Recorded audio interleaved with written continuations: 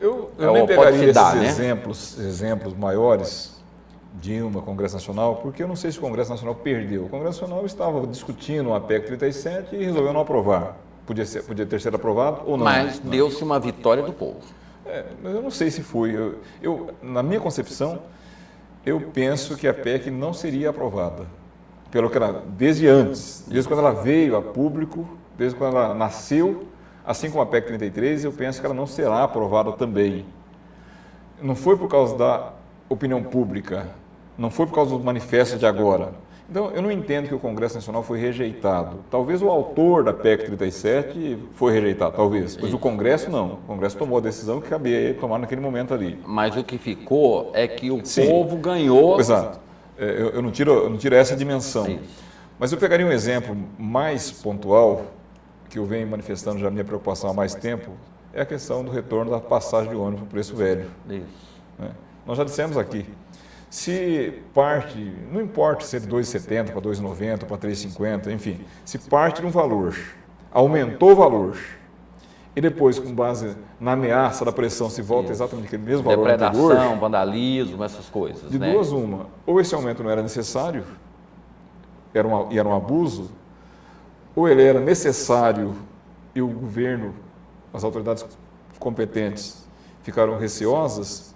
Isso tem um preço que nós não podemos dimensionar ainda quanto vai custar isso. Eu não falo custar no preço da passagem de ônibus, não.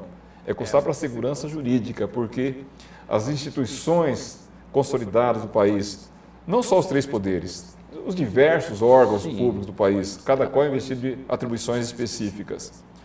A cada decisão que esses órgãos tomaram agora, se as pessoas não gostarem, vai para a rua, quebra o portão da casa do prefeito, apedreja o governador, mata o cachorro da madame, enfim. Essa é a minha preocupação. Essa pressão, é claro que o movimento é legítimo, mas existem algumas ações que elas excedem, já chamamos de vandalismo, chamamos de bandidismo, né? Chamamos disso aí. Mas tomam forças essas agressões à Constituição. E a minha preocupação é, vamos resolver tudo no braço, na pedra, no coquetel Molotov? Por isso, eu não tenho, infelizmente, eu gostaria de ter, mas eu não tenho condição de responder essa pergunta sua. Eu não sei até onde vai isso. Eu tenho preocupação, sem dúvida. E a democracia perde com isso. Perde. Quando as autoridades cedem ao primeiro grito do povo, ou essas autoridades estão no lugar errado, não devia estar ali ocupando o cargo, porque o cargo público dá, de fato, expõe as autoridades a pressões. E as autoridades têm que pensar antes de tomar uma decisão. Depois que toma, tem que segurar a decisão. Exato. E aí a gente ressalta a qualidade do Dr. Ari Queiroz, que não foge ao debate, né? Mesmo quando algumas pessoas fazem algumas citações, alusões, está aqui para responder e não para ceder. O senhor poderia ter cedido naquela questão dos concursos públicos, o senhor foi coerente. Depois disso, a própria imprensa mostrou que o senhor estava certo, quando mais de 140 concursos também iam para a mesma situação de ilegalidade. Então, ou seja, o deputado João Campos Como também... eu poderia ter cedido agora também na questão da divulgação de salários dos servidores públicos? Isso. Eu deixei claro, julguei 2 mandados de segurança essa semana, não tenho a pretensão de ser o homem mais sério do mundo, não é isso? Não. Eu tenho as minhas convicções. E seguir a Constituição. Sigo as minhas convicções, decido de acordo com o que penso ser o correto. Posso errar? Claro que posso. Qualquer um está sujeito a erro. Só não erra um tipo de gente, aquele que não faz nada. Isso. Mas quem faz alguma coisa está sujeito a erros.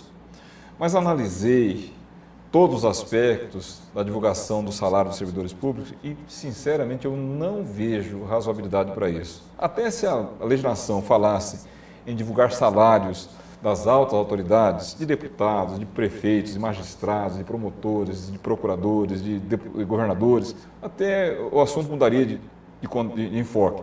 Mas quando se fala divulgar salário de servidores, está pegando desde o porteiro da repartição, o motorista, o soldado, o professor, o fiscal, não vejo sentido. Nem tem estrutura para isso. E outra coisa, doutor, que é importante que a gente entenda que esse movimento da transparência é para saber aonde o nosso imposto está sendo gasto e não quanto cada funcionário ganha, né? Tudo bem. Então, se divulgar, por exemplo, qual é o valor da folha de pagamento do Tribunal de Justiça, excelente.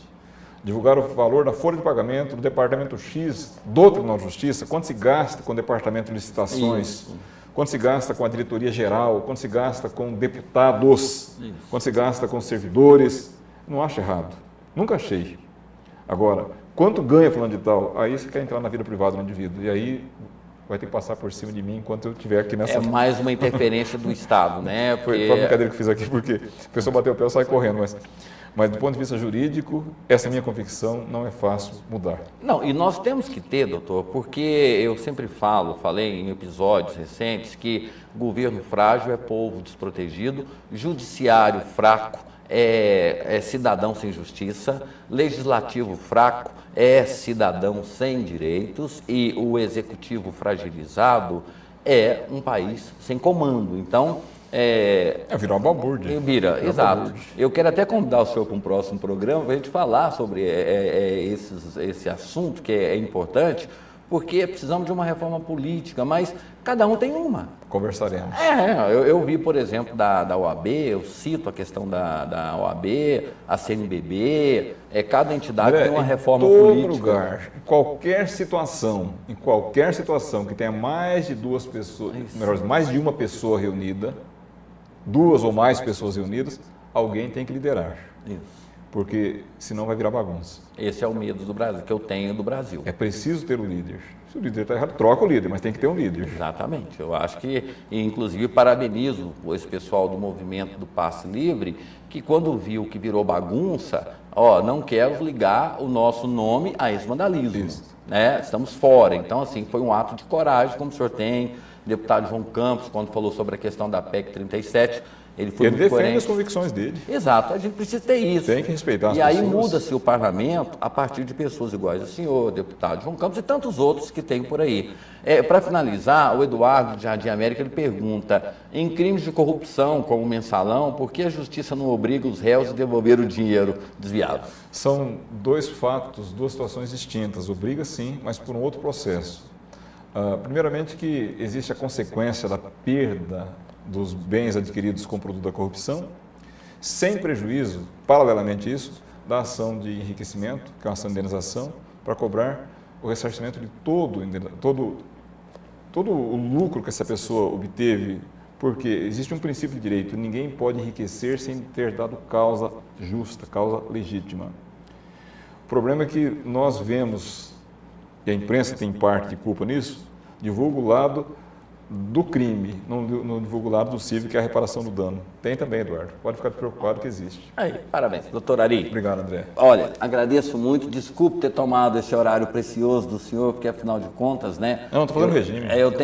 Mas nós precisamos de nos permitir algumas coisas. O senhor também é um ser humano e precisa do descanso, do repouso, como todas as pessoas, inclusive, né? Os manifestantes também têm seu repouso. Nós também temos, né? Eu agradeço demais e fica o convite, né, para no domingo a gente ter um encontro, mas que a gente venha mais vezes debater essa questão, porque não podemos mudar o Brasil sem saber para onde nós vamos, né? Porque podemos ir para uma ditadura, né?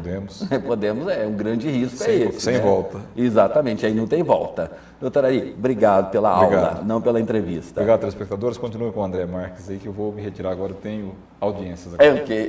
Eu vou para o intervalo comercial, daqui a pouco a gente continua. Um instante só.